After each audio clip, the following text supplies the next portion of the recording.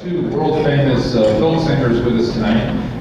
McMurray from Pennsylvania and George Hammer from the local area. And they're going to come up and entertain us with some ballads for the space frontier. And just continue enjoying your meal while they entertain us. Thank you.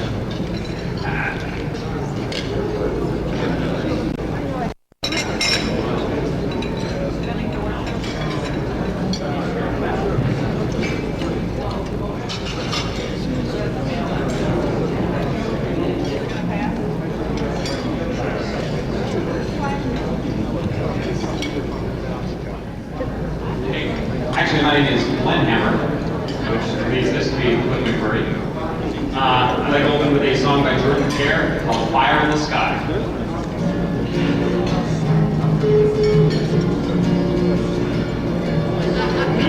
Yes, they say from God's fire down from land, and we hunted, tamed, traded since our history began. Now we're going back to heaven, just to look him in the eye. And there's a thunder across the land, and a fire in the sky. Now Gagarin was the first back in 1961, when Icarus, undaunted, he climbed to reach the sun. And he knew he might not make it, for it's never hard to die. But he lifted up the pad, rode a fire in the sky. Yet a higher goal was calling, and we swore we'd reach it soon. And we gave ourselves a decade to put fire on the moon. And the Apollo showed the world we can make it if we try. For there was one small step and a fire in the sky. Decades from Gagarin, 20 years to the day, gave us shuttle named Columbia to open another way. Though they said she's just a truck, she's a truck that's high. See her big jets burning, see her fire in the sky. Now the rest is up to us, there's a future to be won. We must turn our faces outward, we must do what must be done. For no cradle lasts forever, every bird must learn to fly. And we're going out to space, see our fire in the sky. Yes, we're going out to space, see our fire in the sky.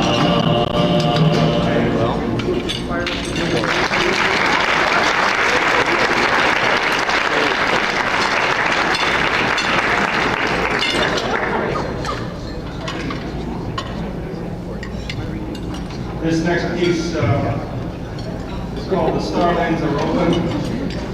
It was written by Robin Bailey with some strategic changes in the lyrics by me. Won't be long now. The starlanes are open, the way has been slow. Now if you want go, my child, go. The spaceships are waiting, the engines running low. The captains are calling, go, my child, go. Hello to the spaceships as I watched you grow. Now we'll all go together. Let's go, my child, go. Your mother worked the welder, I worked fire control, and we always knew one day we'd go. child go? The wonders that await us, no earthbound folk can know. Now we pay for the passage. Go, my child, go. The Starlanes are older. The way has been so slow, but the waiting is over. Let's go, my child, go.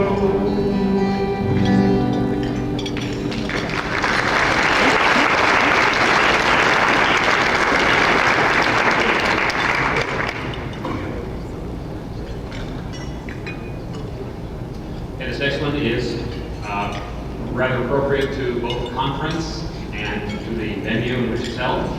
By Jordan Kerr, this is the expansion song.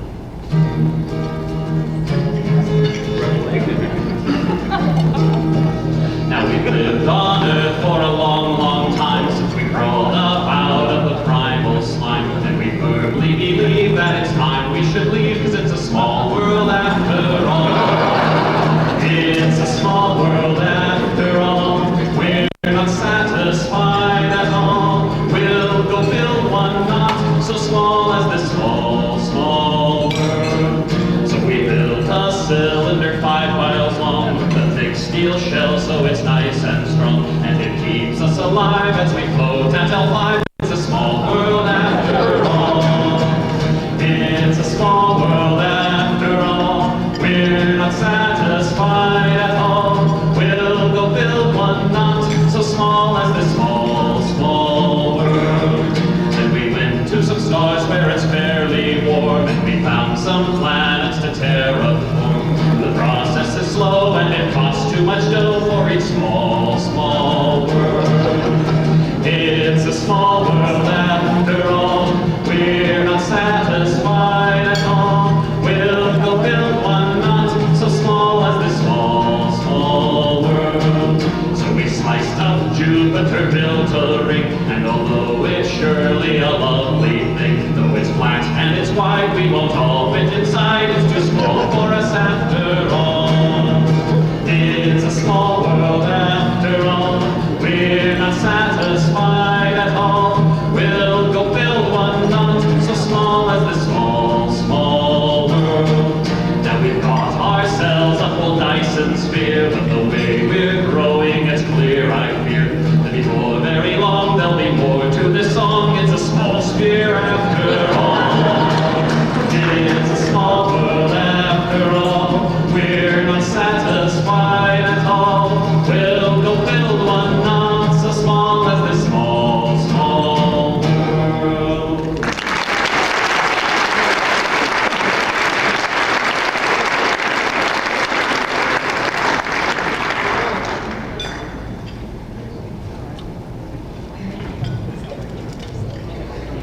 Leslie Fish has written a lot of wonderful songs. One of them is called Witness and Waltz. This is not that song. Actually, it's a takeoff on it called Mundane's Waltz by words by Bob Konevsky.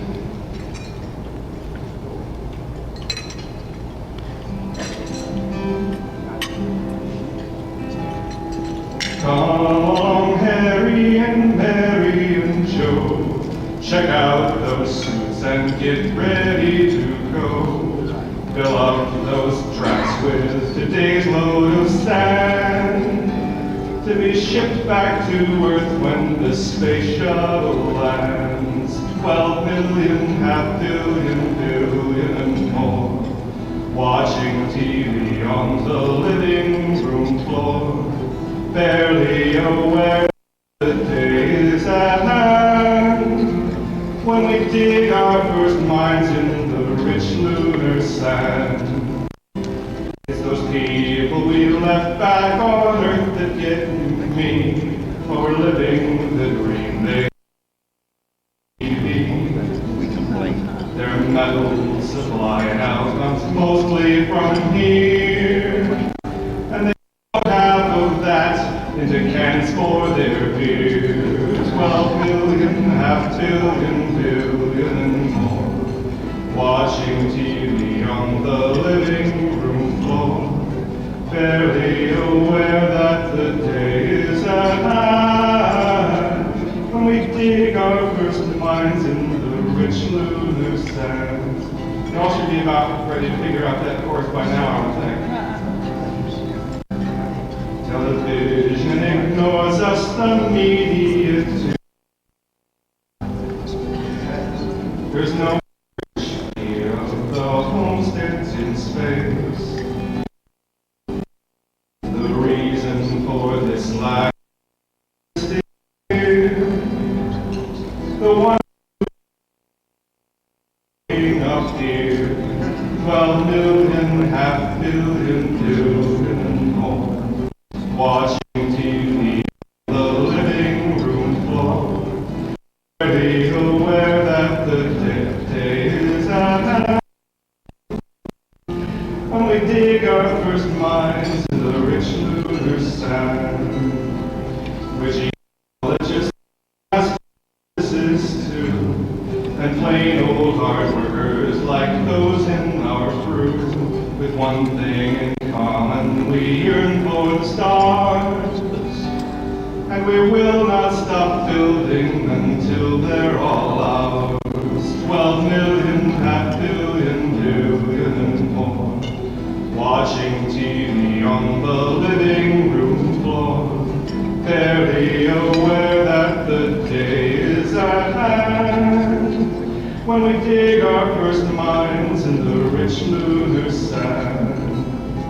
Someday we'll be living in pressurized domes, as safe and secure as in Earth's little homes. But Earth folk won't visit because of their fear that the TV reception is lousy up here. 12 million, half billion more, watching TV on the living room floor, barely aware that the day is at hand, when we dig our first mines in the rich lunar sands. So come, let's start building our homestead today, where a world of foot draggers can't stand in the way. And when no dependence on earth goods remains, we can all say goodbye to those earthbound mundanes. 12 million, half billion more, watching TV on the living room floor, barely aware that the day is at hand, when we dig our first mines in the rich lunar sands.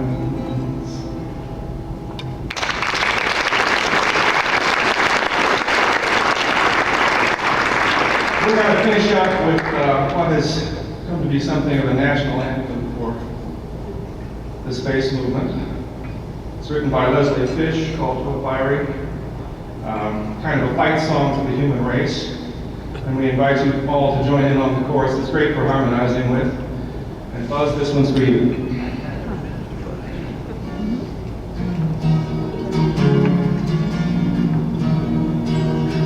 Worlds grow old and suns grow cold, and death we never can down. Time's cold wind racing down the pass reminds us that all flesh is grass, and history's lamps blow out.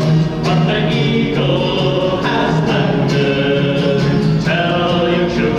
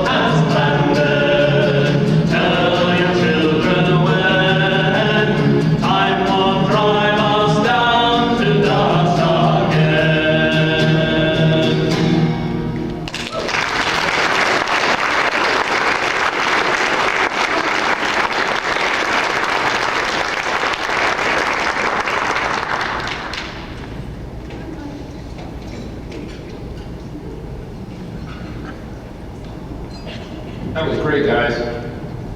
And thanks to Robert Zubin for suggesting that we insert that into the program. I thought that was very effective.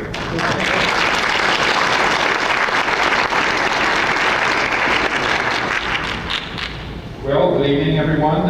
It's glad to see you all back here for the final big night of the 16th International Space Development Conference. We have one more day, half day of sessions ahead of us. But this is a big event that we look forward to every year, the National Space Society Awards Banquet. We'd like to start, though, first with a special address from someone who's come here to talk to us tonight about the exciting new development in the field of booster development. As we're all aware that we talk about in our song here that we just heard, the space shuttle, a marvelous achievement, our only access to space for human beings in this country at the moment. It's too expensive, too difficult, too ordinary. We need to find alternatives. There's a lot of private firms that are out there working on those alternatives right now. One of the firms that's doing that is Kistler Aerospace. And today we have Chuck Limerick, Senior Engineer with Kistler Aerospace, Director of Propulsion, here to talk to us about what his firm is doing. Chuck Limerick is, in every sense of the phrase, a rocket man. Since the 1960s, he's been involved in everything to do with rocket development, systems design, data analysis, flight simulation, performance, technology planning, project management, and all of this during the over 34 years he spent with Pratt & Whitney. At the time he was ready to move on from Pratt & Whitney, he was manager of liquid rocket business development with 4 patents and over 10 published reports on propulsion. As I mentioned, he's now director of propulsion for Kistler Aerospace, a unique team of aerospace and high technology professionals working in Los Angeles. Kistler Aerospace is perhaps the world's leading developer of a fully reusable vehicle system to launch telecommunication satellites and other payloads into low Earth orbit. We're pleased that he's agreed to give us an inside look at their operations and the development of the K-1 transport vehicle, which the company plans to test in 1998, with commercial operations beginning in 1999. Please join me in welcoming Mr. Charles Limerick.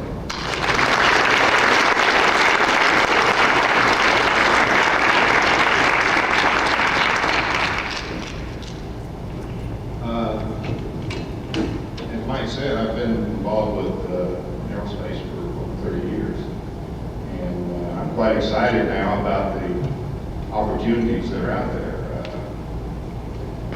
It appears that everything's switched from a government-funded activity to commercial activities, but it looks like there's a lot of business out there, and you just have to find innovative ways to get the cost of doing business down, like that first slide. And Kistler Aerospace is, we're setting up, I'm sure there's a number of other papers on systems to put communication satellites, or that's our target for the last several days.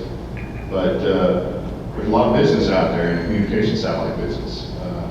That right now there isn't really a cost-effective system to put those up, and not only to put them up, but to replenish them as they decay. I'm ready for the next slide.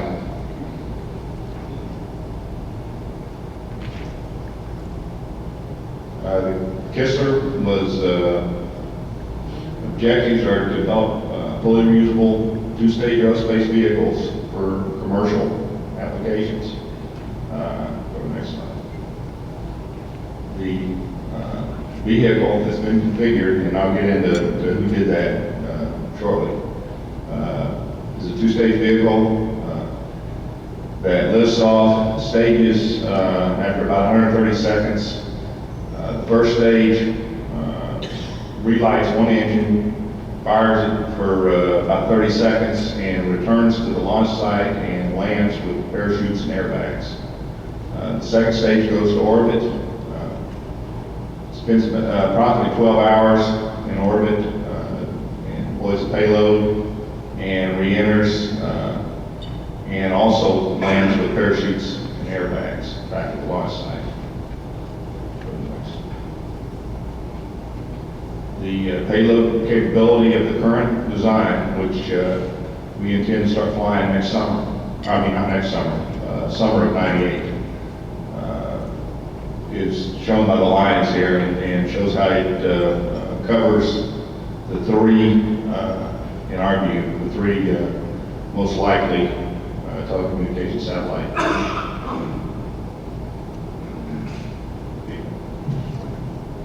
Pointer.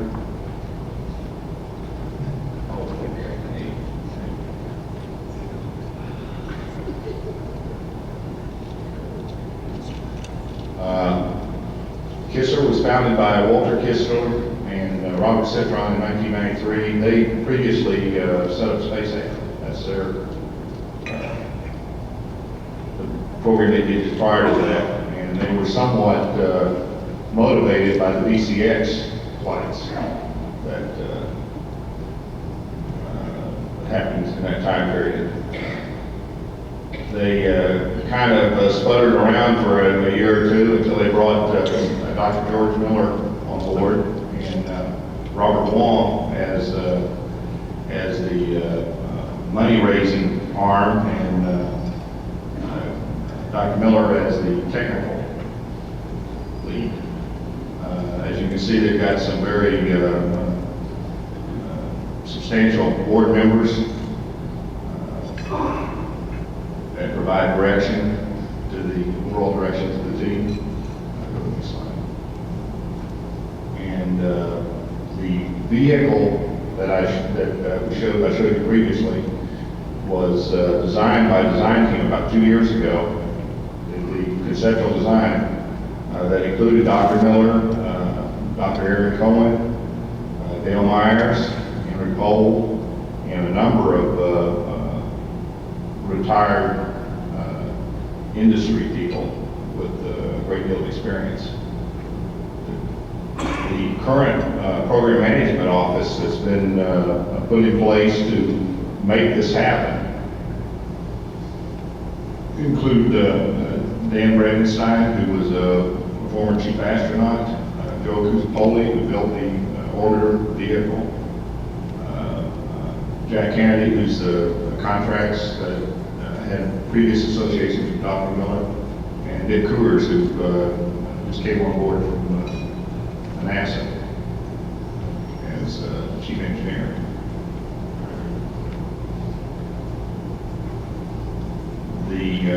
All our contractors are now on board.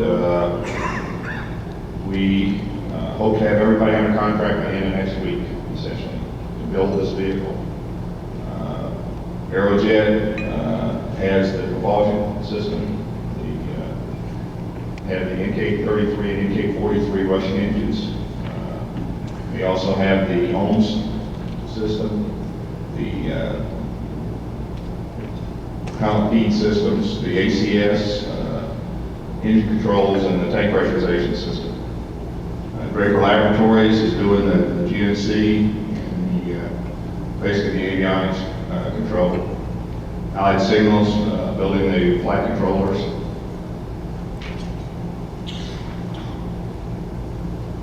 Urban Aerospace is building the parachutes and airbags.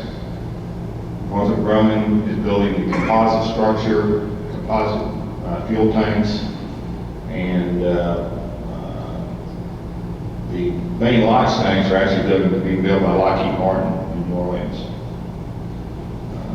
But Northrop Grumman is the overall vehicle manufacturer. And then Aerojet's also doing the launch facility, launch operations. The vehicle is a two-stage vehicle. It's about 100 feet high. The first stage is 22 feet in diameter. The second stage is about 14. There's 3 NK-33s on the first stage, 1 NK-43 on the second stage. LOX tanks are aluminum. The fuel tanks are composite. The structure is all composite. There's a retention tank on the first stage that we use for the flyback maneuver. That we track propellant in so that we can do the restart. Let's see. Go ahead and go to the next one. Nice color picture. First stage. Although all that, the thrust structure and the fuel tank are all composites, and the outside shell also. You can see that there's a lot of devices on this vehicle because of the parachute, because of the reusability to bring back in recovery. And packing all the equipment on board is one of the biggest tasks we've been working. We've been working the last couple months pretty hard to get everything packed in. This stage, fully loaded, weighs about 540,000 pounds, fully loaded. The second stage, which has the MK-43 engine, also has a LOX alcohol ohms engine that's everybody's working on to put on the shuttle. That's one of the shell upgrades that they're trying to implement. But it uses the same propellants and actually had a lot of testing at Johnson previously.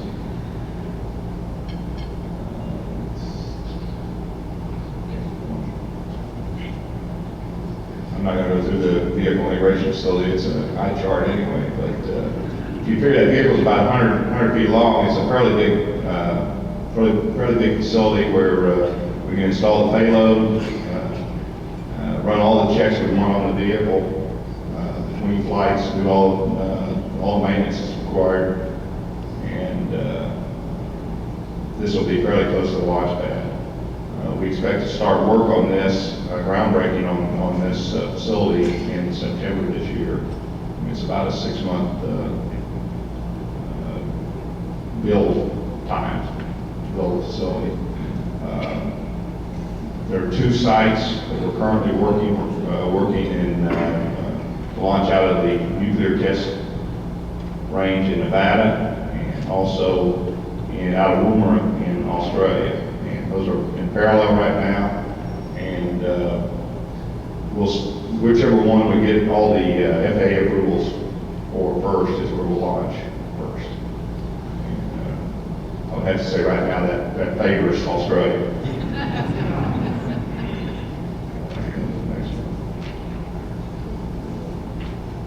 The launch site looks like this. You come out of the integration building that I showed you, roll up to the pad on a rail system, and the whole thrust structure comes up very similar to some of the Russian type vehicles. It's a counterweighted system that you roll it out there, and then it raises itself with counterweights. Doesn't take much push. Go to the next one. This shows some of the ground handling equipment. The vehicle on the right is the one that you roll it around in and take it up to the launch pad. The device on the left, you can't really tell from this view, but it's a straddle lifter type device. When we land, we go out and pick up the vehicle with this straddle lifter and bring it back to a hard surface road and load it onto the truck to go to the refurbishment facility, or the terminal facility. This shows another view of the erector system. One of the things that I don't have any charts on, but that we're doing on this vehicle is subcooling the propellants. It was looked at a lot by Rockwell for the RLV vehicle, and we found for a new vehicle it's a tremendous payload enhancement to subcool your propellants. We're going to run the LOX at -310 degrees F and fuel at -30 degrees F. It's really significant. It has a significant impact on a new vehicle because of the design effects it has on the tanks.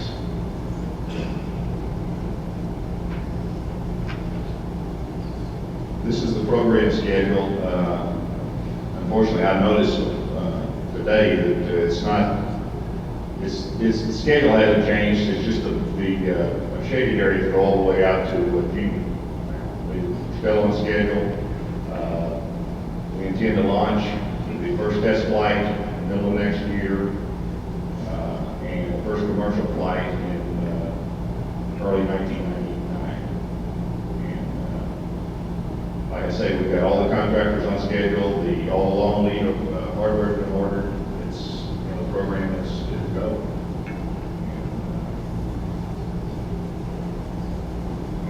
One of the reasons Dr. Miller couldn't be here tonight himself to do this is he's in Scotland and Europe trying raising some more money.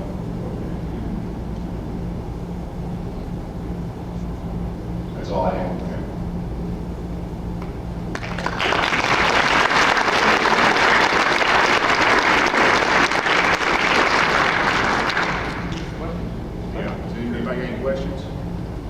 Why do you say the FAA more likely to license your test launches in Australia than Nevada?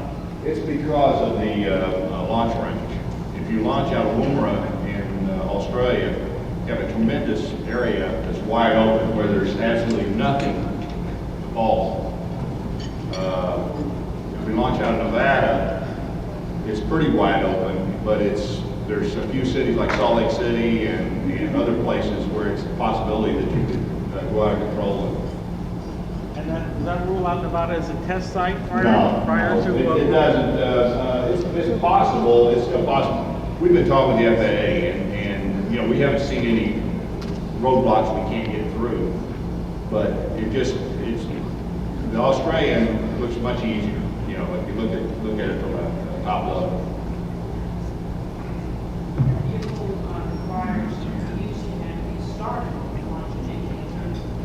Right. The engines, I don't know if you're familiar with the MK-33, they were a derivative of the MK-15 engines that were used on the N1 rocket fuel. And they were spent about 4 or 5 years developing these, starting from an MK-15 to build a much more robust engine. And they have a significant test background. They had engines they tested up to 27 times. They didn't break then. They tested it more than that. And the way we intend to use them are 10 flights, and then we're going to refurbish them and then fly them. Right now, all we're assuming is 20 flights per engine. Where does the recovery take place? It's very, very near the launch site. Both stages? Both stages. Well, that would be land. Yes, it's land is with parachutes and then airbags when you Was use that them. likely to do construction? How many units would you get? 100 flights is the design. I take it that you're using GPS-guided parafoils? No, they're parachutes. It's very similar to the parachutes that are used on the shuttle solid boosters. What thermal protection are you planning to utilize for the second stage that re-enters for the recovery? That's one of the areas that we've been looking at. I think we're going to end up with blankets. I don't think there's been a final decision made on the TPS, but right now I think it's like blankets. What do you plan to charge for a launch? I forget what the numbers are now, but I think it's in the $10 to $12 million range for launch, and that puts up 3 global stars. What kind of avionics are you going to be using? Since this is a pretty complex, a lot of things that you're going to have to manage. What kind of avionics are you going to be using, and where is your control program coming from? Draper is building the control program. Allison is building the electrical boxes. Draper has been working this program already for about a year. Pretty heavily.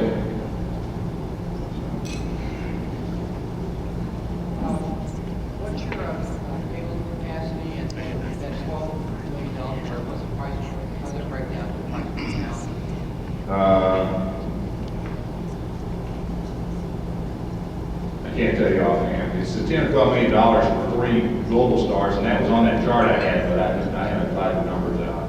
I would say probably $1,000, $2,000 a pound in that range, without actually doing the numbers myself. I haven't really done that with Bigelow. So would that vehicle be capable of a space station resupply? And if so, is that in your business plan? It could do small payloads in space station.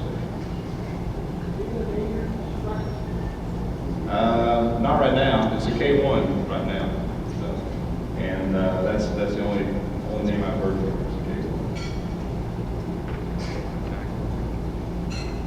Since you're planning on trying for Nevada or Australia, would those then become your permanent bases if you went into operation? The permanent part, the really permanent part, is the integration facility, and then the actual launch pad itself, you know, that you launch off of. All the other equipment could be used anywhere. Yeah. And I don't know. We've kind of tried to keep it fairly flexible until we actually settled in on the final site, because we didn't want to build equipment that we couldn't use either place. So.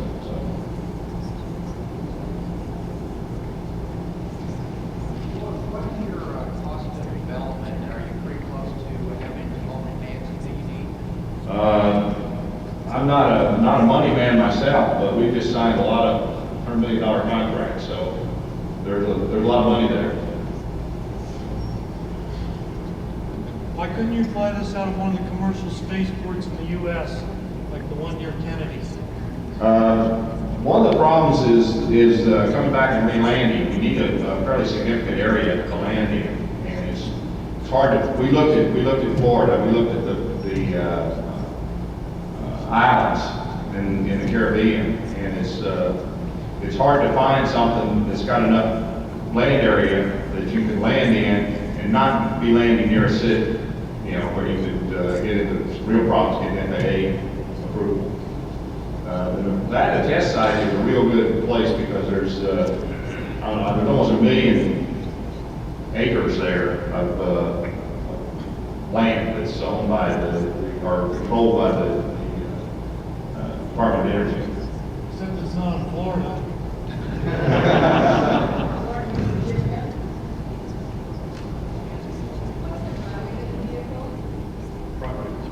Dry weight, I know the wet weights. It's actually pretty light. The composite structure helps a lot. You know, I'm stalling because I'm trying to figure out the numbers, trying to subtract out. The wet weights are, let's say, 540,000 pounds for the first stage. It's about 290 for the second stage. And I think the second stage is probably, I don't remember the weight. You know, it's in the 20,000, 30,000 pounds, I would say. It's about Homestead Air Force Base. Yeah. It's awful close to Miami. You know, we're coming back in. You know, you're looking, you know, you're not going to land anywhere near a real city. Thanks, Chuck.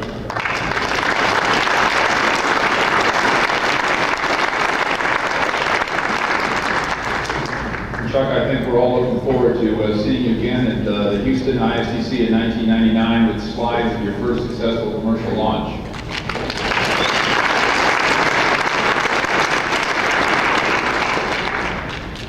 Note to Marianne Dyson, be sure to put that on the program, will you?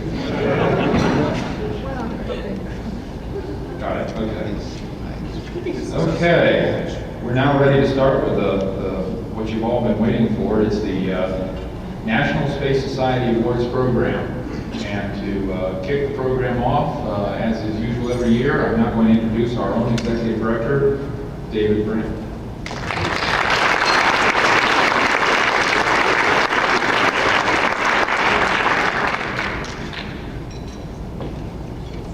Thank you, Michael. Good evening, everyone. I'm told that less is more, so I'm get right into things. Actually, first I do want to stop and make one quick statement. We're going to be giving out awards and saying nice things about a number of people tonight, but I think we should take just a moment and recognize the people that made this possible, the volunteers, especially the volunteers of the Metro Orlando Space Society chapter.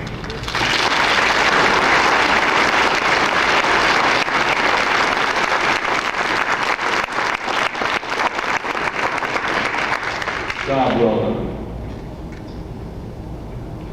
First tonight we have the chapter awards, and a person that has led chapters in the past, corralled them, sent them off into all directions. Board member Larry Eyrie was the awards committee chairman this year, and Larry did a fantastic job putting this program together. Larry's sitting in the back. Larry, if you could raise your hand.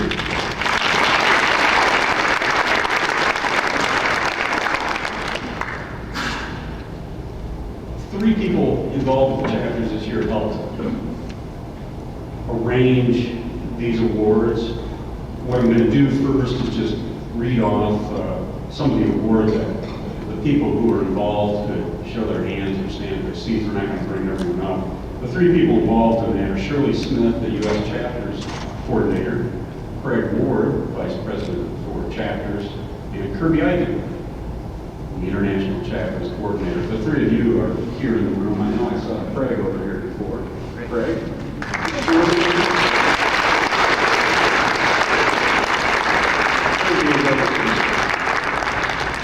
And surely I saw her here somewhere.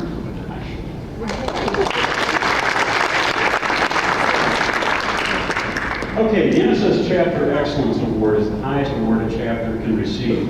It's given to chapters whose pursuits of the NSS vision is representative of the best that our chapters and activists have to offer. This year's winners include the HAL 5 chapter of NSS,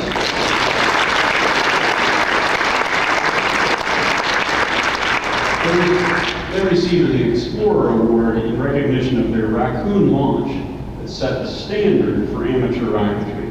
Now, unfortunately, Ronnie, we don't have the award to give it to you here. We're going to send it to you. You can take it. Don't tell Mike.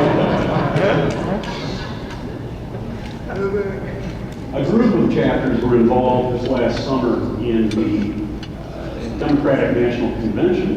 They're getting the award for publicity and media in recognition of their work at the convention. The Chicago Space Frontier Applied Society, Chicago Society for Space Studies, the Illini Space Development Society, the Illini North Shore NSS, the Rock Valley Space Frontier Society, and Zero G Testing. Raise your hand.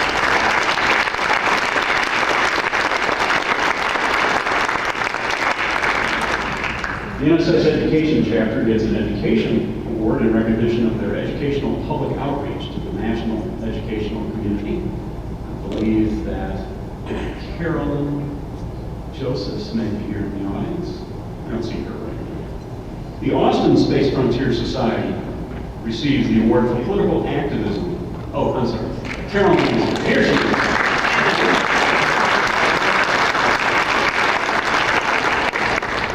The Austin Space Frontier Society in Texas for political activism in recognition of their participation in Texas Republican precinct caucuses.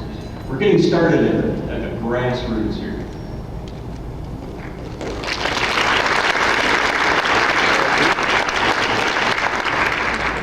The Lunar Reclamation Society, our hosts next year for ISDC, for their newsletter in recognition of the Moon Miners Manifesto, which is currently the longest running chapter newsletter.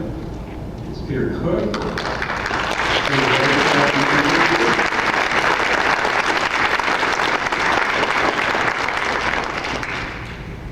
The NSS Western Spaceport chapter for Felicity in recognition of their effort to bring to the mainstream the issue of space exploration and development. They did a number of things this year, almost too long to list, but I'll go through real quick. Petition signatures, promotions of a number of special events, appearance on local radio and TV talk shows, and guest op-ed columns in local productions. The Beaver Valley Space Education Chapter for for community service in recognition of their work in attempting to upgrade the condition of the Judith Resnick Memorial at Carnegie Mellon University. The Middle Tennessee Space Society for Media in recognition of their Space TV project. This project now in its 5th year. Space TV is a 1-hour weekly cable show promoting public awareness of space activities to a potential audience of almost 400,000 people in Nashville. And I believe Bill Wood was here today on behalf of the Middle Tennessee chapter. Bill?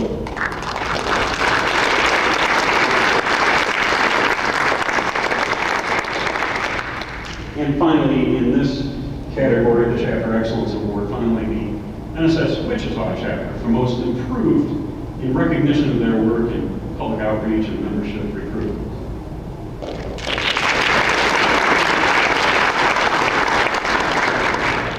The next set of awards are the Special Merit Awards, and if we could hold our applause through this, we'll get through it quicker and get on to the others. And we'll hold our applause to the end and then recognize each employee. Special Merit Awards are given to chapters whose programs show exceptional quality and especially effectiveness. This year, NSS of North Texas is recognized for their sponsorship of the Southwest Space Development Conference, the Metro Orlando Space Society, once again for ISDC 97, the Orange County Space Society for their work at the El Toro Air Show, Oasis, our chapter in Los Angeles, for their public events in light of the Mars rock findings, the Baltimore Metro chapter for their work with Waltz in 1997, and also they were involved this year with the air show at Andrews Air Force Base. The Colorado Springs Space Society for their presentation at the Air Force Academy in Colorado Springs. And in Brisbane, Australia, the Queensland chapter of NSS for hosting the 2nd Space Frontier Conference in Brisbane. The Oklahoma Space Alliance for their work at SoonerCon 97, which they invited me to and turned me on to some Sooner hospitality. And finally, the Philadelphia Area Space Alliance for their work on PhilCon 97. Special hand for the winners of the 1997 Special Merit Awards for chapters.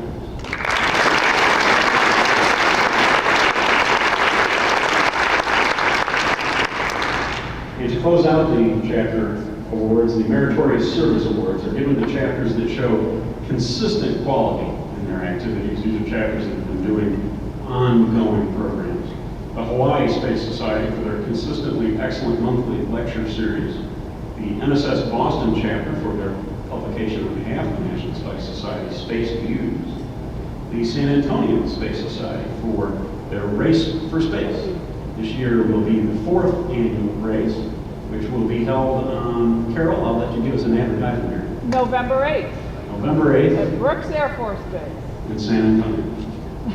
The NSS Southwest Michigan chapter for their Bowling for Space program. We're trying to get out to new audiences. The Oregon L5 for their public outreach involving Project Mars. The NSS Atlanta chapter for their media work with the Atlanta CBS affiliate. The Langley chapter of NSS for their student rocketry program involving a number of Virginia high school students. The Heart of America chapter for their exhibit at the Wonderscope Children's Museum. The Clear Lake area chapter for their support with area book signings with Buzz Aldrin and Robert Zimmerman. The NSS Seattle chapter for their newsletter Sojourner. The Sheboygan Space Society for their participation in the Wisconsin Space Business Roundtable Space Conference. The Sacramento L5 Society for their continued commitment to excellence in their mall displays. And finally, the San Diego L5 chapter for their relationship with the local San Diego media. These are the Meritorious Service Awards given to chapters for 1997.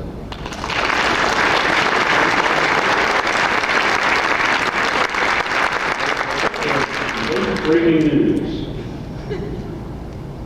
I'm sorry, I have a correction, and I do apologize, Bennett. I said Shirley Smith was this year's U.S. Chapters Coordinator, and of course that is Bennett Roberts.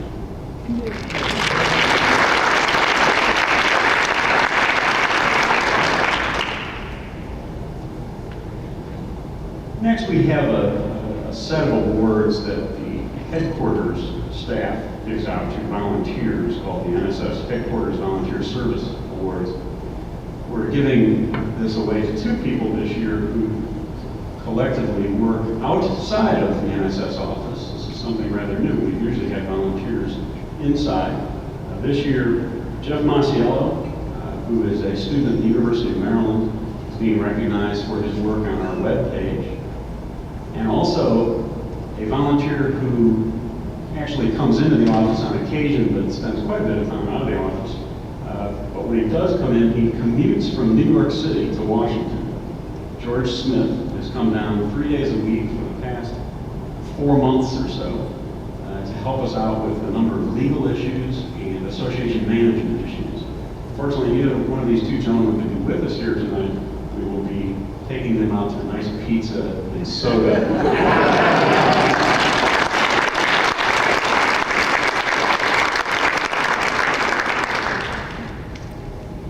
Next, I'd like to introduce Ronnie Lajoie of the Chapter's Assembly Administrative Council for the Chapter's Assembly Awards. Ronnie.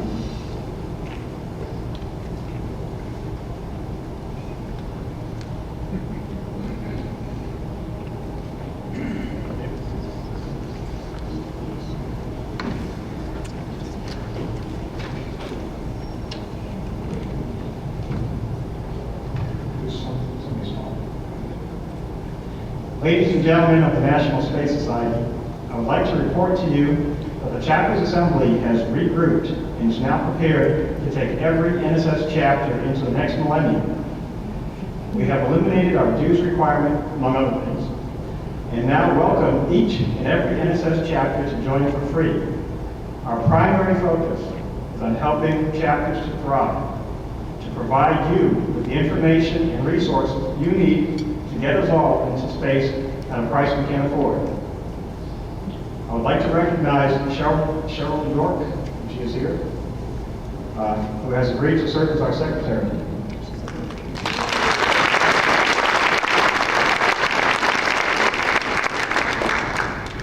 I would now like to introduce Carol Johnson, President of NSS of North Texas, to present the award for Chapter's Assembly Outstanding Chapter.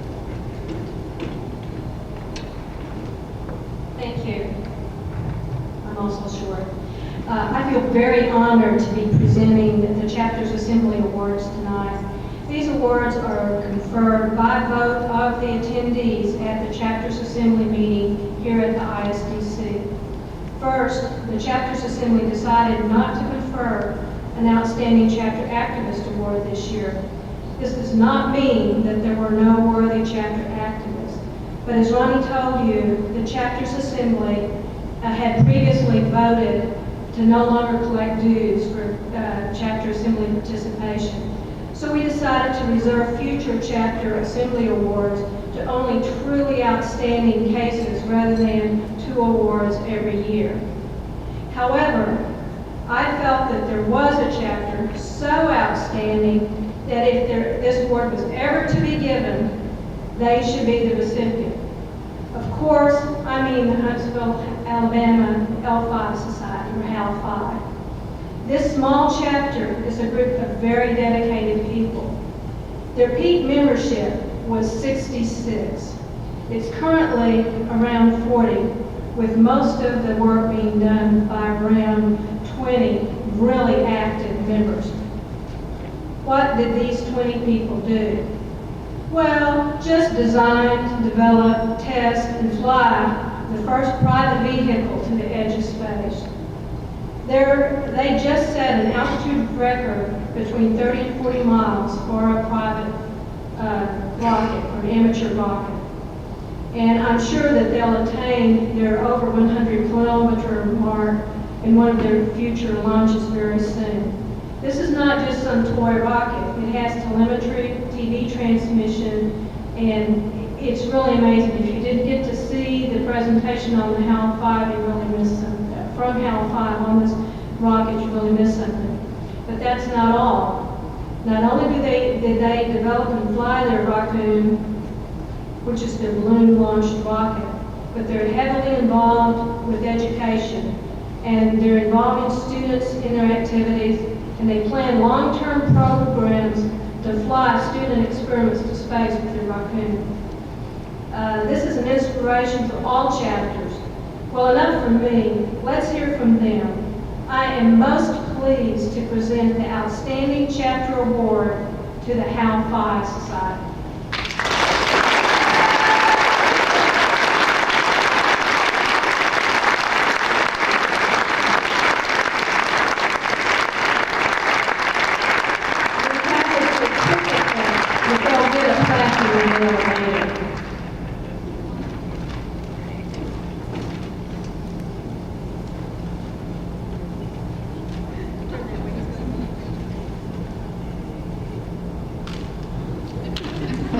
I'd like to take just a moment to say that I hope this is an inspiration for all chapters to get active and to do things. And I want to thank my team, which a couple of members are present here. It's been an outstanding team. When you do exciting projects, it draws exciting people. And we are really fired up, guys. We're having fun and we're going to space. Thank you.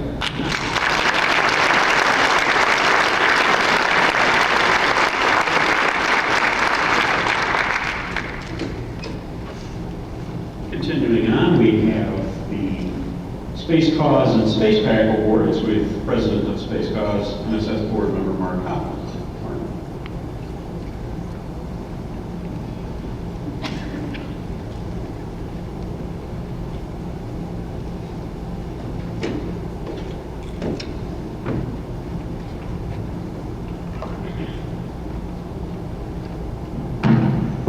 Unlike Carol Johnson, I'm quite tall. Each year, Spacecause and Spacepac give one outstanding service award. And this is to somebody, it's one under the board, and this is somebody who is not on the board or an officer. And this year, the Spacepac award is going to an individual whose achievement I really like. He's got a lot of achievements. One really that I really like was when he edited the Space Activist Handbook, which Spacepac puts out. He was able to do the same quality, the same length, basically the same sort of publication that we've been putting out for several years, except this time he was able to figure out how to reduce the publication costs by a factor of 2. He's also a former NSS board member, a former regional chapters coordinator. He is the former leader of one of the major leaders of our Iowa chapter. He was the original originator of a series of mid-continent space development conferences. He recently authored a book on space, and he's soon a graduate student at RPI, working with Mike Gaffey. Mike Gaffey is a longtime friend of mine. He was at MIT when I was at Harvard. They're only one subway stop apart. And I used to run around talking about economics. He used to run around talking about asteroids and industrializing space and using all these resources. So I think this particular individual, who's Paul Hardison, will have a lot of fun as a graduate student. And accepting this award is going to be Marianne Dyson, because Paul Hardison couldn't be with us.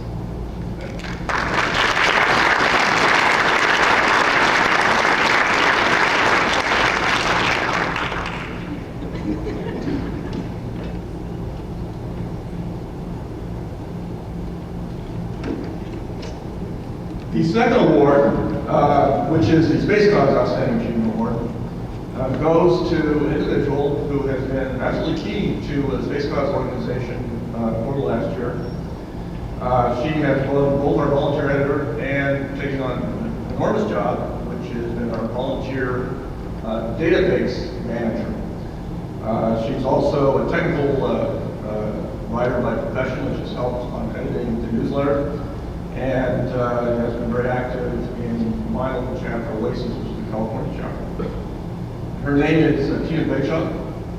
She also can't be here tonight, but we have a special person to accept the award, and that's Joe Redfield.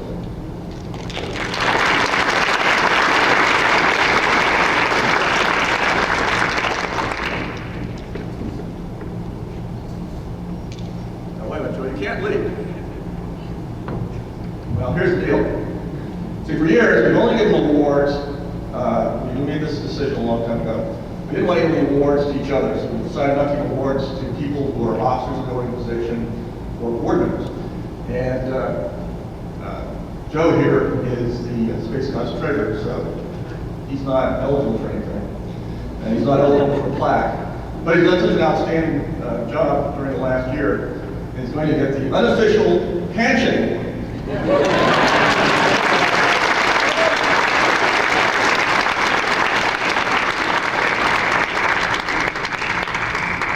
Now, one other thing, in your registration package, you will have hopefully found a one-page piece of paper from Spacecause, which talks about this new space activist network that we're putting together, which is basically a combination of a phone tree and email work system. It runs for about 5,000 people nationwide.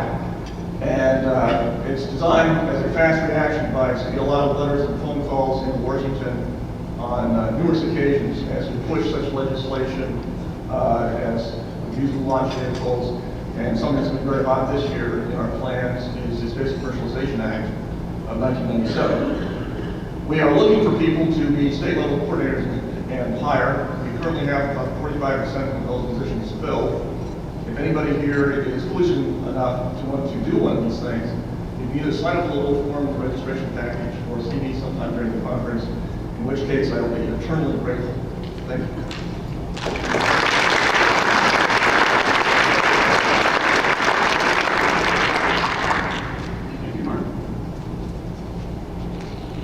We at the National Space Society are fortunate to claim a connection with one of history's most visionary pioneers, rocket scientist Wernher von Braun.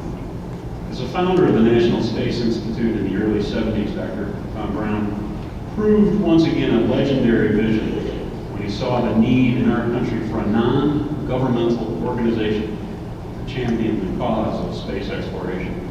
Every 2 years, our members in the chapters vote on someone who today, 20 years after his death, best represents the 3 characteristics so much a part of von Braun himself. First, a visionary outlook towards spaceflight, clearly held his throughout his life. Second, the ability to promote the vision that von Braun extolled. And third, the capability to manage large teams while at the same time promoting cohesion, teamwork, and the can-do spirit. Our nominees are selected based on outstanding contributions made in the field of science, engineering, technology, management, or planning as related to spaceflight. Each nominee's achievements also exemplify the ideals of the National Space Society, creating a spacefaring civilization. The NSS's Board of Directors, Board of Governors, chapters, and membership are proud to announce the recipient of the 1997 Wernher von Braun Award, Dr. George Miller, Chief Executive Officer of Kistler Aerospace Corporation.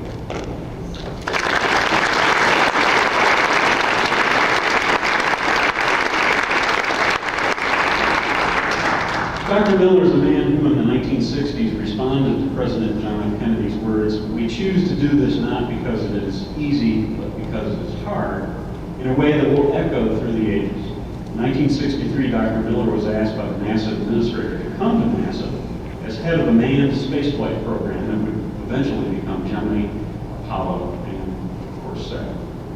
Kennedy Space Center, Marshall Space Flight Center, Johnson Space Center all reported to this one man.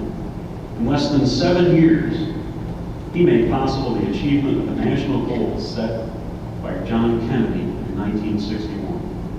All during the good days and the bad days of Apollo, he inspired industry, NASA, and American citizens in the government to overcome adversity and to meet the challenge of Apollo through 1969, I might even say through 1972. Dr. Miller continued to be a busy space parent, first originating Skylab, the world's first space station, and then becoming father of the Space Shuttle. He is author of the post-Apollo plan called an Integrated Program of Space Utilization and Exploration, which has been a guiding document for NASA during the past several decades.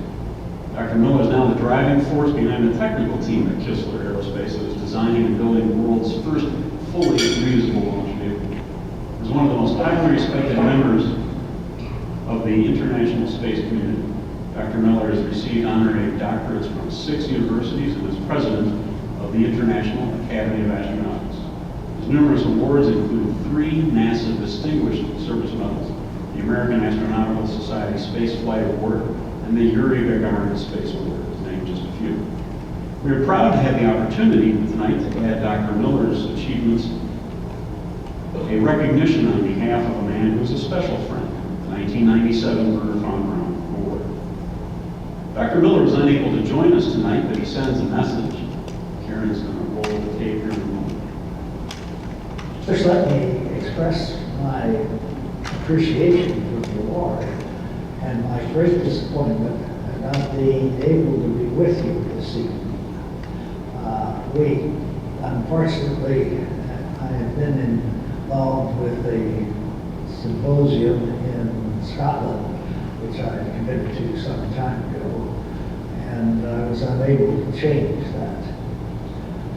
However, our company will be ably represented by Mr. Chuck Limerick, who is in charge of our propulsion activities for our new space vehicle, which I am sure Wernher would have enjoyed very much hearing about and working on, because it embodies a vision that is a characteristic of Wernher, a vision of a fully reusable vehicle capable of putting payloads into orbit.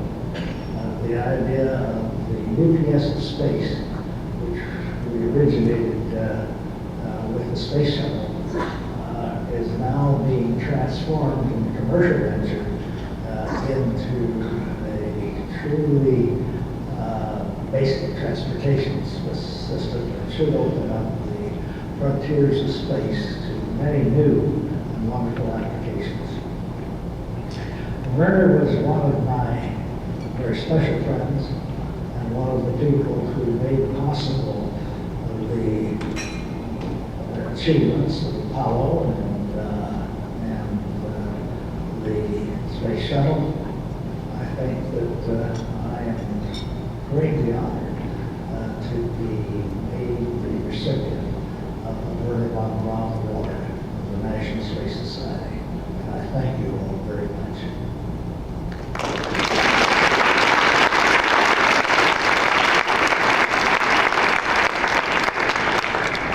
Tonight's award is a rather unusual thing. We've decided to give away what we think are 2 items of sincere appreciation to him and also great value. A copy of the videotape done by the Discovery Channel, He Conquered Space. It's about Dr. von Braun.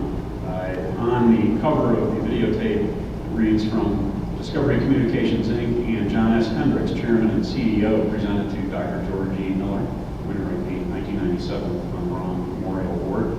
And John Hendricks writes, "George, congratulations and enjoy the show."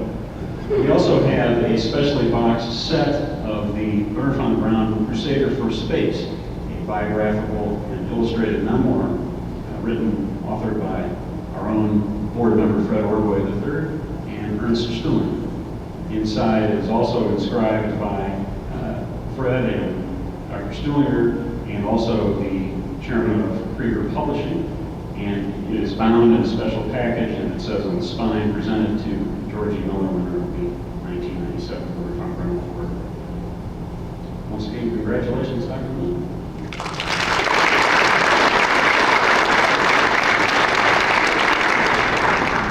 Next, we have our final set of national awards. I'm going to introduce now to present the first award, our very own chairman, Dr. Buzz Aldrin. Buzz.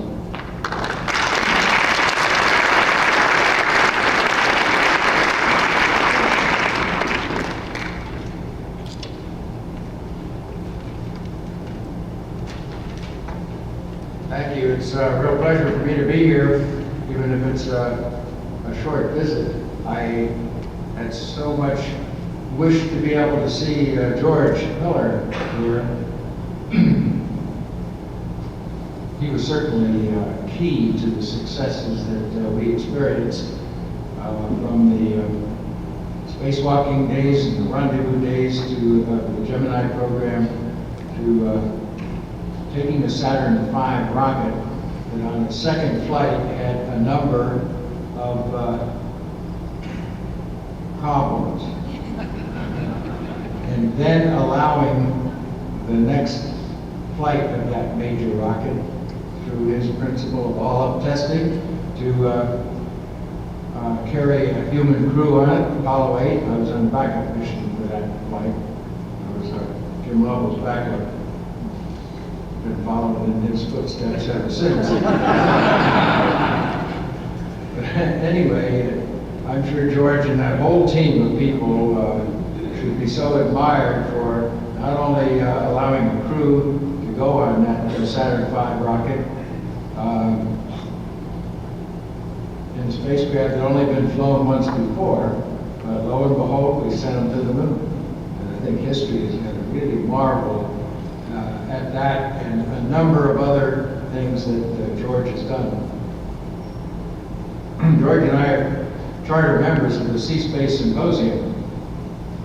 We combine space and the ocean, and we enjoy scuba diving in a lot of places. And we missed him in Tobago a couple of weeks ago, and you're keeping him pretty busy out there, Chuck.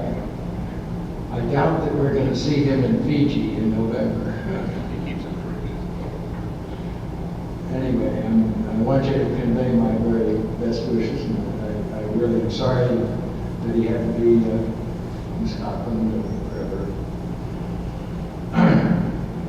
Our Pioneer Award tonight is for special merit. It's an award recognizing singular contributions of an individual to the vision of the National Space Society. Our recipient is known, not to many of you, to all of you. An integral part of the growth and achievement of the National Space Society for almost 12 years. In 1984, after working with the John Glen Presidential Committee, she began serving as assistant to the National Space Institute Executive Director, Glenn Wilson. After the National Space Institute and the L5 Society merged into the National Space Society, she served as the NSS Program Director and later became Executive Director after Glenn Wilson's retirement in 1988. Through vision and perseverance, our recipient elevated the profile of NSS to a new level among the members, the media, public, and of course the administrations. From Race for Space to Apollo 13 to Mission Home to Challenger, 3 presidents, and almost as many changes in our nation's space policy, she brought great vision to the organization and took us from where we were to way beyond all of our expectations. Last year, she was presented an offer none of us could refuse. Some of us would ask. To work side by side with Administrator Golden at NASA. His gain was our loss, but not a total one. Maybe we'll find out more about that. He remains an advocate for the vision that all of us still cherish. By now, you obviously know that the Pioneer Award for Special Vision and Merit, Stewardship, and Dedication to the cause goes to Lori Garver.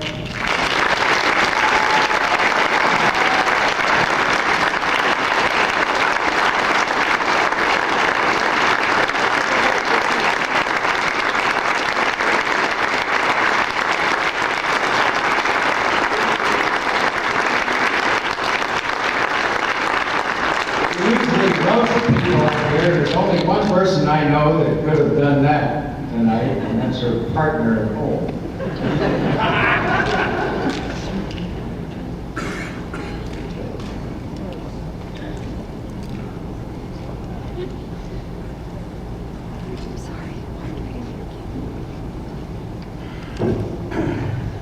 Thank you so much. I guess I should have guessed when David told me I couldn't go to Disney World tonight with the kids.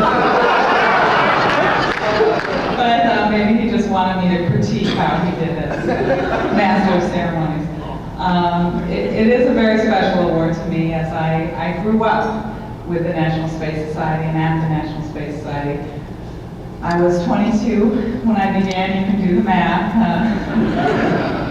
And really so many of you in this room were here well before that. I feel somewhat humbled to even accept an award, because it is all of you who are really doing the work. The chapters, all you have to do is listen to the litany, the list of events that go on every year that are illuminated at these conferences and honored. And I can tell you from just 1 year on the outside and working at NASA that you are making a difference. It has been incredible. I know to my boss, Dan Golden, as he goes around the country and around the world, people come up to him and ask about me, and he knows they're space cadets. And I think he uses that term affectionately. He has always called us space cadets, and I remember one event this year. Doug, you can catch. One time we played the Challenger Center in softball, and Doug threw our award back to us. We were in Houston. Remember when Shannon Lucid came back, the President of the United States was there. It was one of those rare opportunities. And Dan Golden went over to the line of people to shake their hands, and a whole group started saying, well, Lori Garver, come over here with Mary Ann and her Houston group. And sometimes it's always good. It gives the boss a healthy respect. So I have appreciated everything you all have done. I've had a great year. I will be staying at NASA, so I leave you in wonderful hands. I can thank so many of you, but the one person I must thank the most is David Brant, my husband, who has been with NSS nearly as long as I have. I don't know if he will outlive my record as executive director, but really he and the entire staff do an amazing job. Thank you, all of you. Truly are my inspiration. Thank you.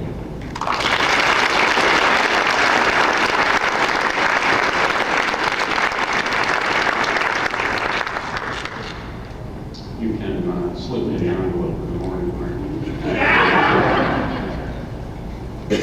Our next recipient is the winner of the Pioneer Award for Business and Entrepreneurship. He's been in the news a lot lately. I'm guessing it won't take you too long to know who this is either. He's one of the founders of the Huntsville, Alabama L5 Society and has served as its president for most of its existence. Through his leadership and devotion, L5 has become one of the leading chapters in the National Space Society. From 1994 to 1995, he served as the Southeast Regional Director, and in 1995 as the Assistant Treasurer for the NSS Executive Committee. An experimentalist in spirit, our recipient has planted the seed for a number of entrepreneurial projects that continue today.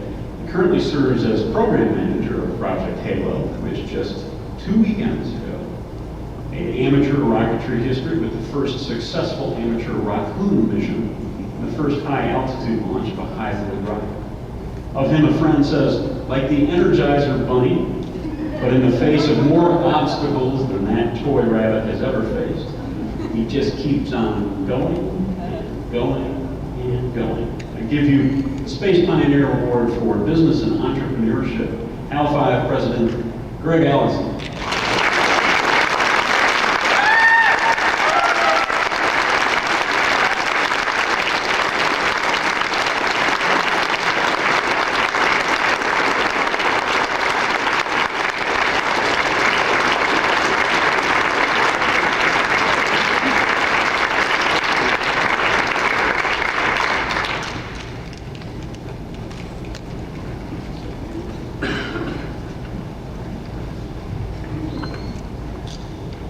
Well, guys, this is just a tremendous honor to be recognized with all the luminaries who have received this award. It's one of those things you kind of hope for sometime in the far future, and it came sooner than I expected. It's a real pleasure, and you know, you can't do great things without great people behind you. And I want to thank all of you and all the team in PAL 5 that helped me out through all these years. Lori Garver, I've been in this a long time. I started my first chapter when I was just 19 years old in North Carolina, same state we flew a rocket from. And then had a chapter in Alaska. And it's really been worth it, and I encourage everyone else to keep going, and let's go higher and farther. Thanks, guys.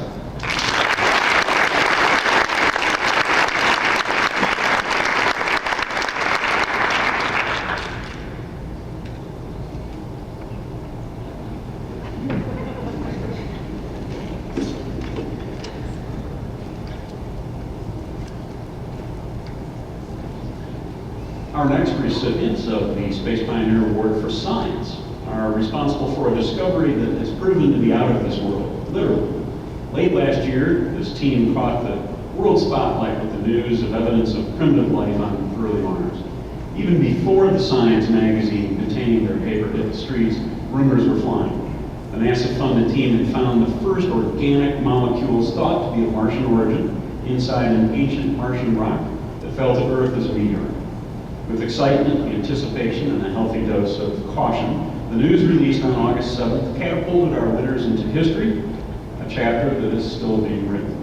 The National Space Society is pleased to announce the winners of the Pioneer Award for Science to the Mars Meteorite team of David McKay and Everest Bigson Jr. of NASA's Johnson Space Center, Kathy Thomas Caperta of Lockheed Martin, Latoya Valley of McGill University in Montreal, Christopher Romanek of the University of Georgia's Savannah River Ecology Laboratory, and Simon Clement and Zaire Chile, Claude Maitland, and Richard Czar of Stanford University. Marianne Dyson of the Clear Lake chapter of NSS has promised to do a suitable presentation to the team sometime in Houston. Marianne, if you'd accept the award on their behalf.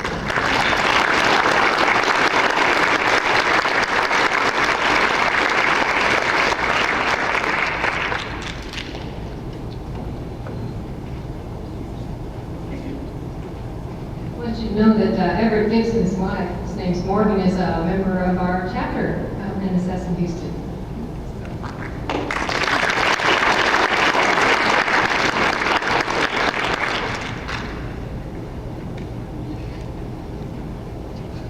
Our final national award tonight is awarded to a person who, for the past year, has lived the essence of the National Space Society. For after all, where would we as an advocacy organization be without advocates? Where is a grassroots organization without the activists? Our final Pioneer Award is for the Activist of the Year.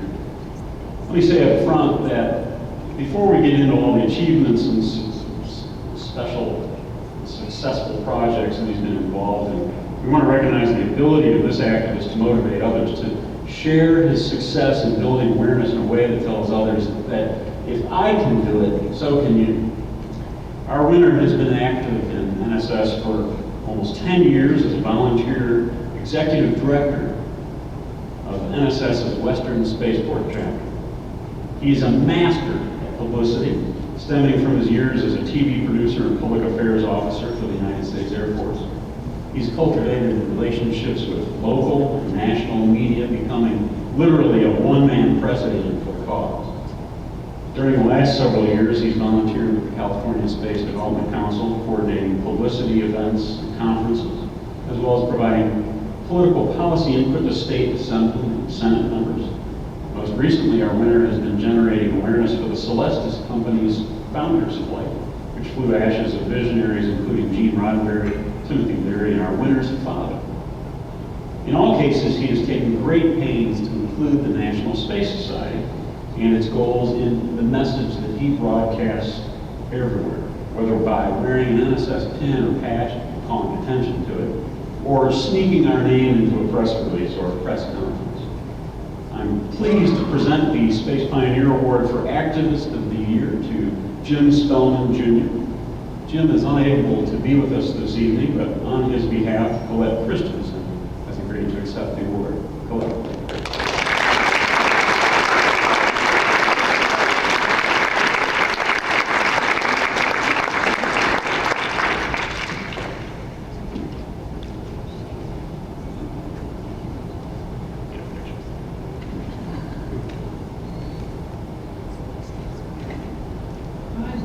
We were going to have a quick video shot of something Jim was involved in. Karen, are we ready to do that?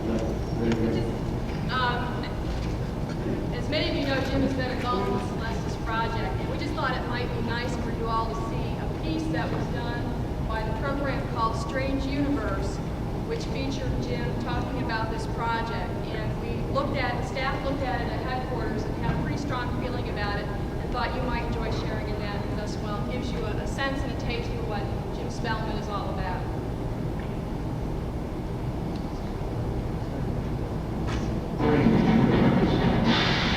From weddings, we moved to a much sadder family ceremony, the funeral. But tears mixed with smiles in one household in Bakersfield, California, because their dad is about to become a real-life shooting star. Our Stacey Blondie has the story. When retired Air Force recruiter James Spellman died last year after a brave battle with brain cancer, his son Jim and wife Ginger searched their souls for a touching tribute, one worthy of the man they loved so much. Certainly, he was a role model. I looked up to him as I was growing up. Would give the shirt off his back for anybody. James Spellman was a father of 5, and he wasn't famous, though he had brushed with greatness as a military consultant to movies and television shows. He was a simple, modest man who lived a full, rich life.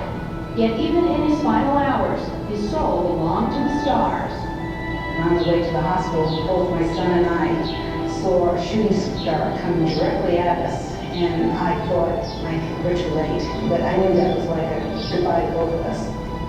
That shooting star may have been an omen of things to come, because James Spellman was fated to become a shooting star himself.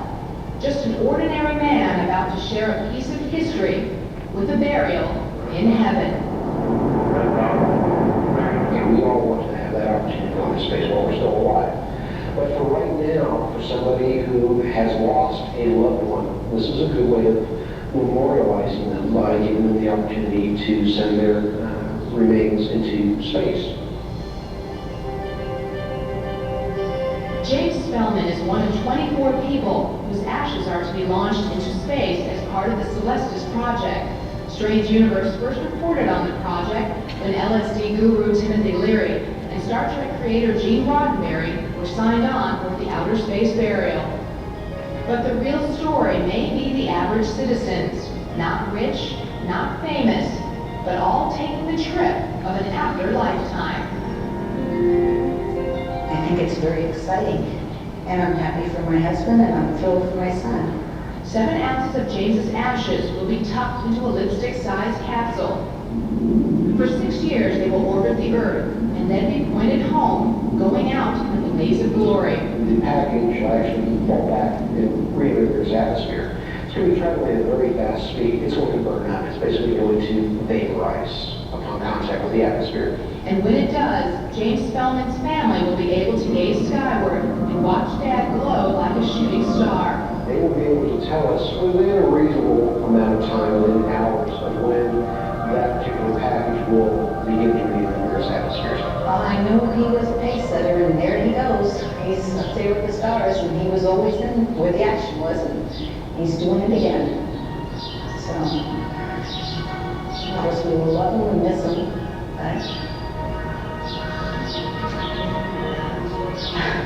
I think you would have gotten a kick out of it, knowing that this was going on. If you could have the opportunity to say anything to your dad, what would you like to say? Have a good life, name mine. What's also amazing, the cost, around $4,800 for a space burial, about the same as one in the ground.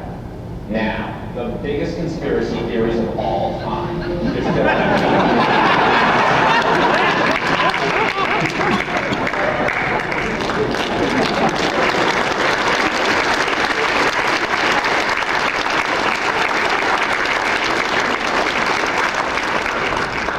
Well, we know Jim got our website, the 800 number, and our address and everything else in there, but editors, of course, didn't. They thought it was a conspiracy theory or something. But you noticed he had the passion. I'm going to next introduce our ISDC 97 Chairman, Michael Gilbrook, for some more awards. Michael.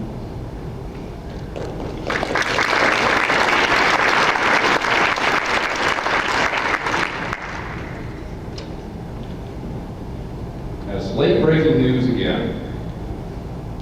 I was informed of an award that we didn't have time to put into the program here earlier this afternoon.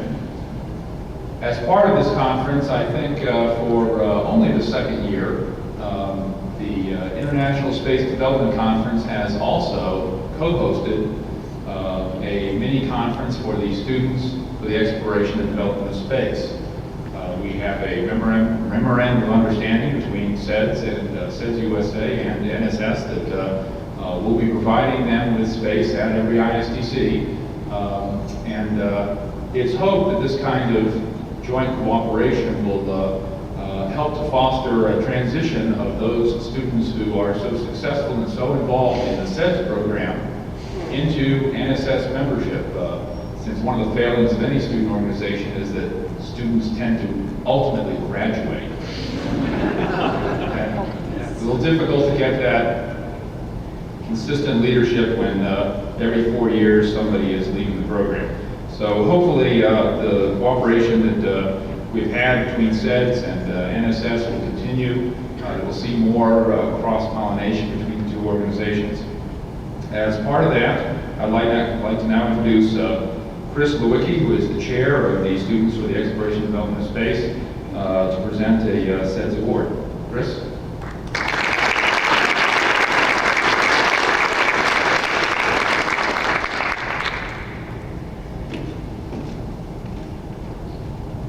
Good evening. As an example of the 4 to 5 year turnover, I also recently graduated last week, but I'm going back to school, so I won't be going to that right away.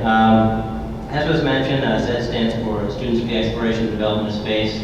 We're an organization that's been around for about 16 years, founded by Peter Diamandis back at MIT in the fall of 1980. And we've been going ever since. We're a non-political organization for students and by students. We try to keep away from all the troubles that might be involved with doing a particular political awareness and things like that. We kind of concentrate on promoting the exploration and development of space and awareness of that in our peers and our communities. Much like the National Space Society, S.E.D.S is a chapter-based organization. Chapters all over the U.S. and a few around the world. And our national organization consists of just 8 also students who are dispersed throughout the U.S. and quite often never meet each other. We do most of our business over the phone and over email and have conferences on the internet, so it's a way of saving money. It's kind of convenient that all these technologies are starting to develop and we can use them. The award that I'm going to give tonight is not for a current S.E.D.S member, but hopefully a future one, and that is a scholarship. Shortly after S.E.D.S was founded, it started awarding a scholarship every year to a student that was either a high school graduate or a current college student. And the award is, like many scholarships, based on not only academic excellence, but in reference to S.E.D.S, it's based on their achievements related to space activities and promoting awareness of space. And lastly, one of the things that we probably make most of the determinations based on is an essay they have to write, which describes why they're interested in space and why they think it's important to continue the exploration and development of space. The award was awarded every year until about 4 years ago, when much similar to the decline of a lot of the aerospace contracts and things in NASA, our funding also diminished around that time. So we didn't have money for a few years to make the scholarship. But this year, we garnered enough support among our alumni to put together one $500 scholarship for one of about 100 respondents who replied to the scholarship. This year, the scholarship goes to a senior in high school who will be attending Harvard, majoring in physics. And he hopes to contribute to the space program as a scientist in that capacity. And hopefully we can get a chapter of Harvard S.E.D.S going before too long. And that student is not here tonight, but his name is Taemin Hong, and I think we should all congratulate him.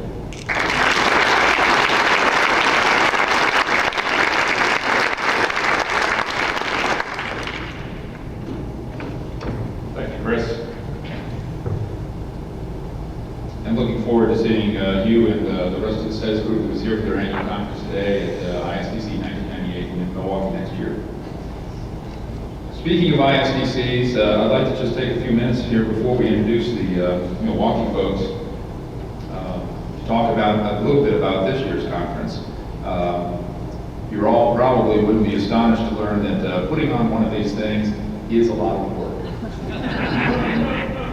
It was a lot of work leading up to it, But surprisingly enough, the actual weekend of the conference, at least for me, seemed almost effortless. And I can only attribute that to the fact that the group of volunteers that have worked on this for so hard, for so long, for the last 3 years, has been just outstanding.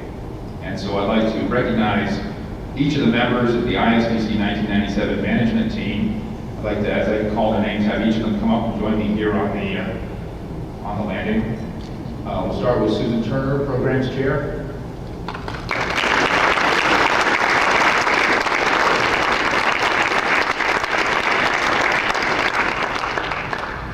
Barbara Harris, our Registrar.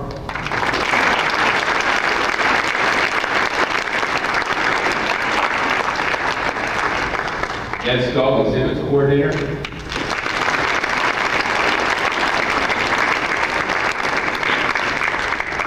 Anthony Ferraro, our Treasurer.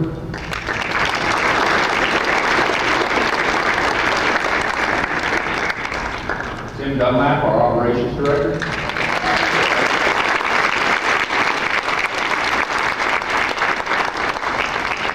And I don't believe we have with us tonight Jim Mitz. Is he still here? Jim?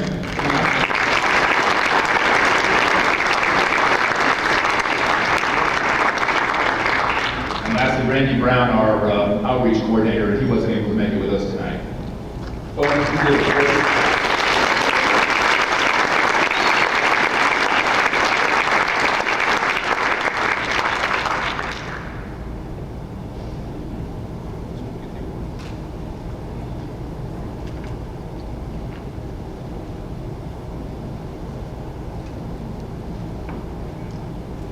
Appreciation for our 1997 management team.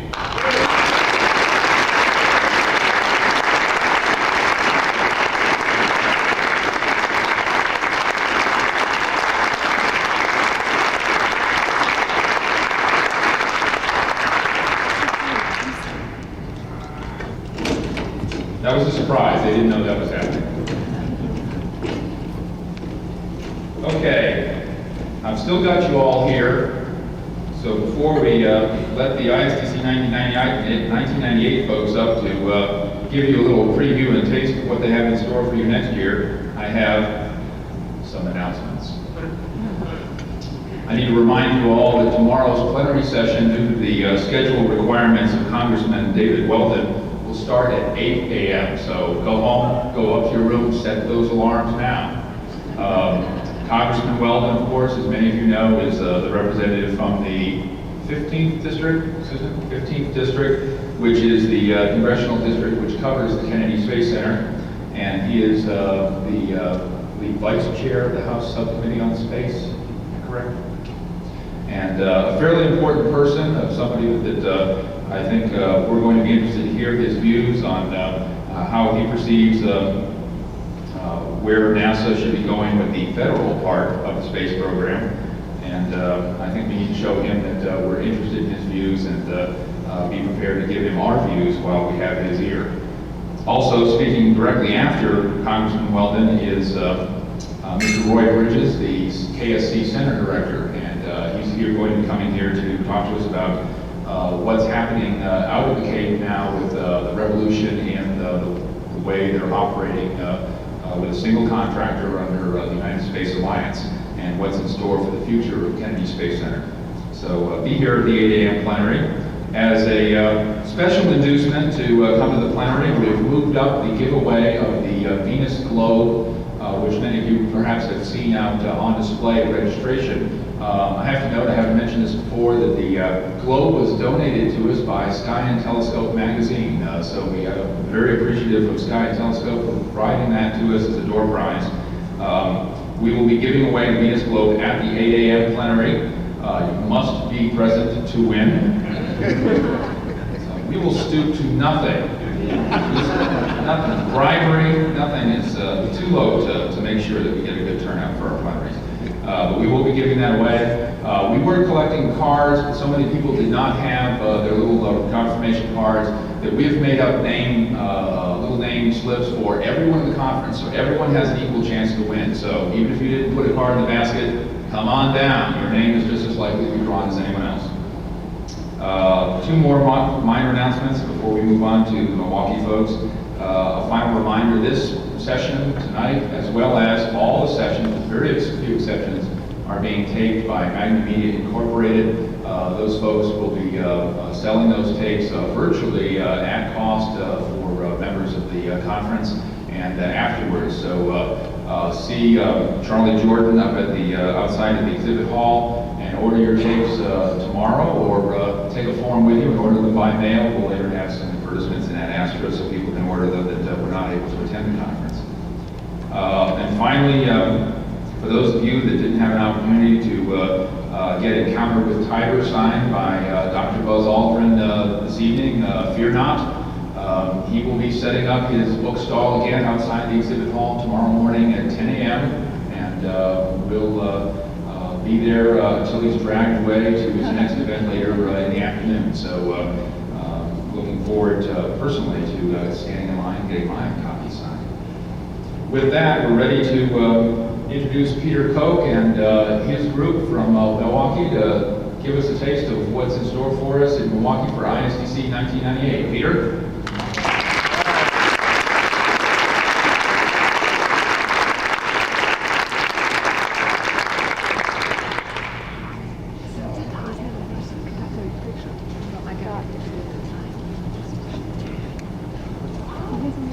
Yes.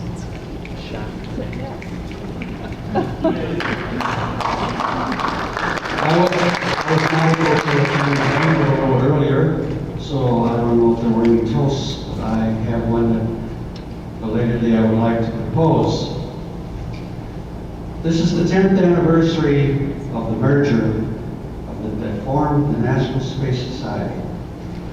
And I am happy to propose this toast because the Milwaukee chapter had been formed about 6 months earlier. And shortly after we formed, as chapter of L5, shortly afterwards, and in anticipation of the merger, I called Lori Garver and asked if we could have the NSI membership list for Southeast Wisconsin. And she said, by all means. And within a month, 40% of our members, 3 months before the merger, were from NSI. So I believe we were the first fully merged chapter of the National Space Society.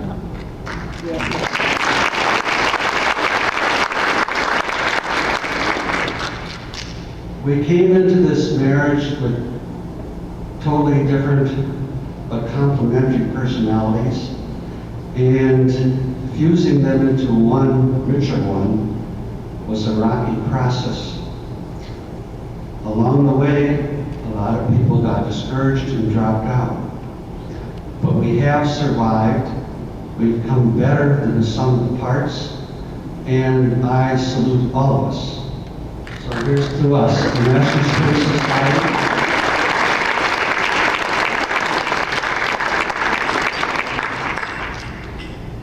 I am particularly delighted that in recent years, some of those who became more active in new organizations in order to pursue special pursuits that needed being done are now finding ways to collaborate with the National Space Society under the big tent, which is the ISDC.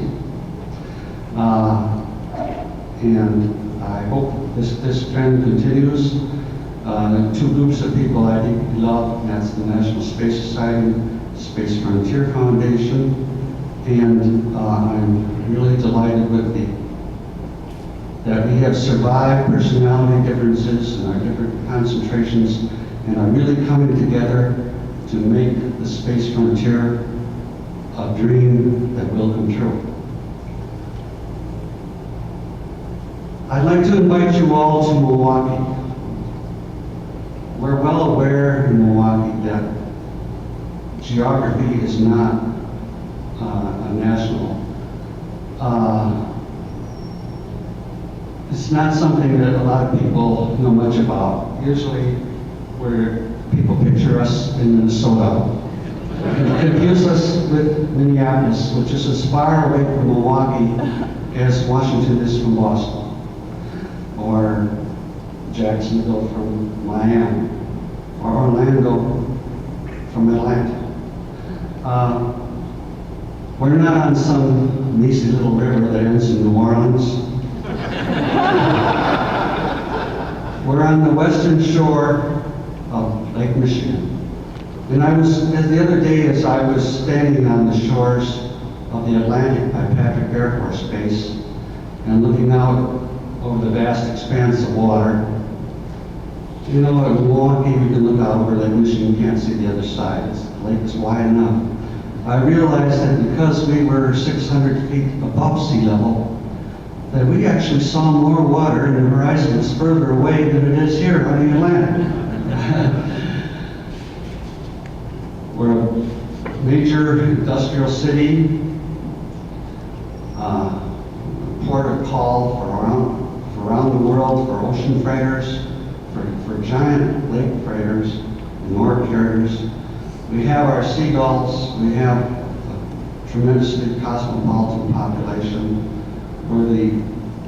Have the greatest collection of ethnic festivals every summer.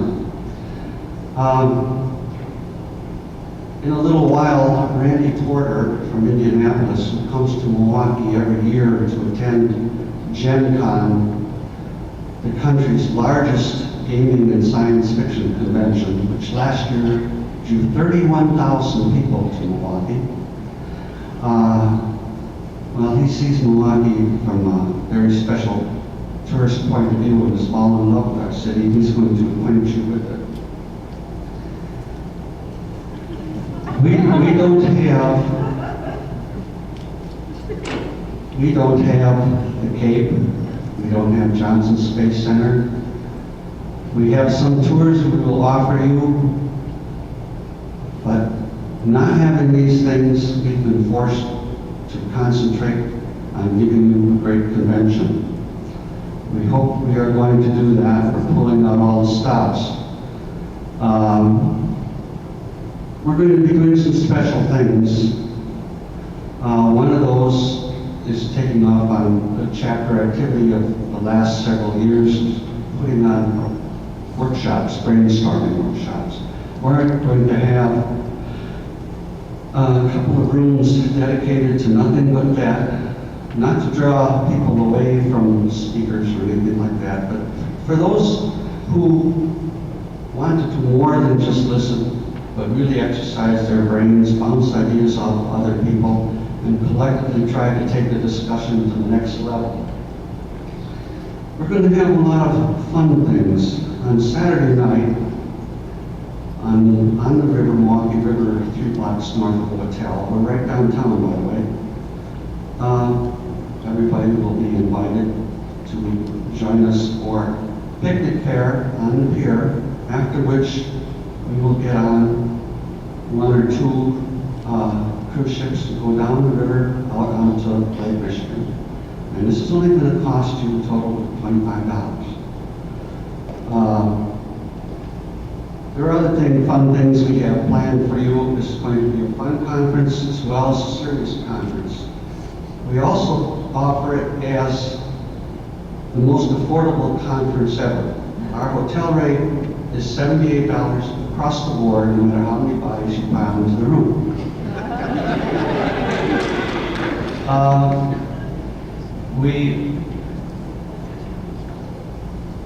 We are going to offer, for those who pre-register, a roommate matchup service.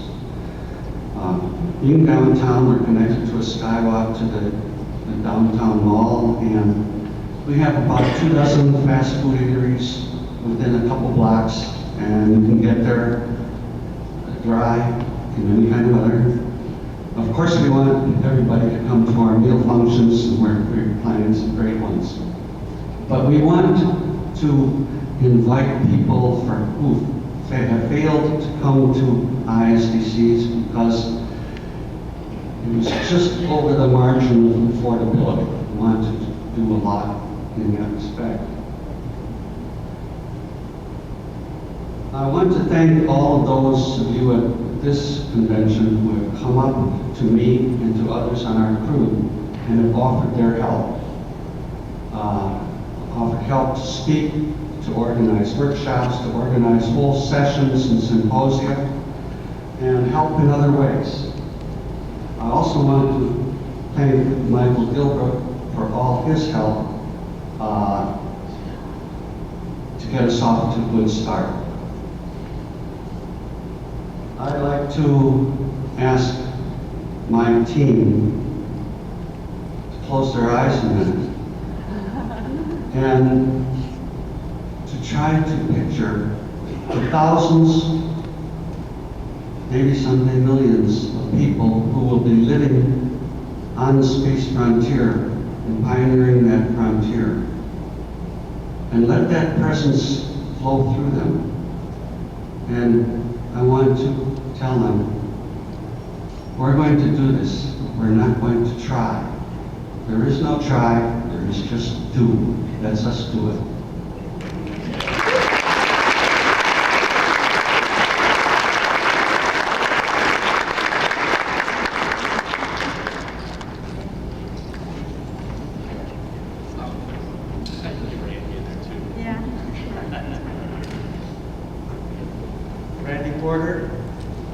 Thank you very much, Peter. Well, let me tell you folks that Milwaukee is a fun place after being there, going to Gen Con there for the past 15 years. And after 12 hours of each day selling games to gamers, you have to get out of the hall, you have to have fun. Milwaukee is called the cream city, not because it's in a dairy state, not because of the certain creamy, malty concoctions. I need a focus, please, that are brewed in certain facilities there. It is called the Cream City because of the peculiar cream-colored brick that's in most of the architecture. We're now looking at the bay, and the water's a little rough. Please, folks, please.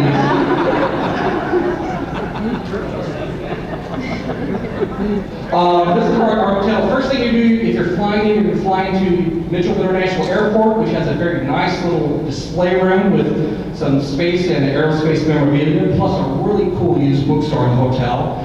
This is the Hyatt right downtown. It's a really nice hotel. After 15 years and probably 10,000 gamers, we haven't trashed the place. This is the open air atrium. Please do not throw any airplanes or parachutes off that place. The cops will come and they will take you away, trust me. Most of the activities are going to be taking place on the second floor of the hotel, which has a nice little bar and also a seating area. That blue scratch on the negative is why I got this. The reason why there's blue scratches on there, I think that's why I got the film process free. Okay, this is looking at the hotel. It's just right off the interstate. Just takes a few minutes to get there. There are a lot of neat places and helpful places just around the hotel. Okay, just south of the hotel is the Brant Avenue Mall. This will have all your needs: pharmacy, clothing, food. There's a really good pizzeria, a nice little open area market, plus a great place that sells croissants at 7 in the morning. There's a Warner Brothers store. To the right of there, there's a Wendy's and I believe a Taco Bell. And just a little bit back where the hotel is Maxie's Old World Cafe. It's a nice little burger joint. Let's see, now this is the King and I Thai restaurant. It's about a couple blocks east of the restaurant. They serve the food from they have different levels of hotness, everything from medium mild to hypergolic. And they do have the 911 number, so they have been known to call paramedics. Right across the street from there is the Renaissance bookstore. This is a 4-story used bookstore. Take a flashlight and bottled oxygen. Air doesn't get in there very often. You can find all sorts of good space and astronomy books. It's a used bookstore. You take your chances as you can. Just a block south of the hotel is a U.S. government bookstore, and they are really looking forward to seeing us. Okay, this is Mater's. This is one of the finest German restaurants in North America. They have over several hundred different bottled imported beers, several different imported draft beers. I really recommend the Sauerbraten Bavarian. It is excellent. Right across the street, there's Vader's again. They have a nice little humble shop upstairs plus an art gallery. It's a great place to eat. They have, I think, over $1 million worth of medieval armor just displayed in the restaurant. This is a Milwaukee institution. The first glass of beer was served in here after Prohibition by Paul Muni. All right, right across the street is Untitled Sausage, probably one of the famous sausage makers in Milwaukee. Now, okay, this picture is a little blurry because I had to take it in my car going very fast. This is the Safe House. This is the International Exports Limited. This is a bar for spies. It has a secret entrance, alibi phone booth. If I tell you anymore, I have to kill you. I've already said that probably Thursday or Friday night I'm going to take some people over and I'm going to watch you guys have some fun. Okay, now one cannot talk about Milwaukee without talking beer. This is Miller Valley. You're sending into it. Miller Brewing has, which is only about 10 minutes away from the hotel, has one of the finest industrial tours that I've been to, and it's not because they give you free beers. This is a replica of the Frederick Miller Plank Road Miller Brewery. Little word to tell you, Plank Road Brewery is owned by Miller. This is the Miller Inn. This is one of the old gas house they had there. And then you get your first of your 3 complimentary beers. This is a really nice tour. They show you the bottling facilities, the shipping facilities, and if it's not too hot, they show you brewing facilities. And this is outside the Path Theater. Having been in Milwaukee many years, it's taken me a little while to find all the really cool spots, but Milwaukee is a fun place to be after hours and after the meal functions. It's a fun place to explore and find a lot of neat things. You will be in Wisconsin, but you won't find it cheesy. Thanks a lot.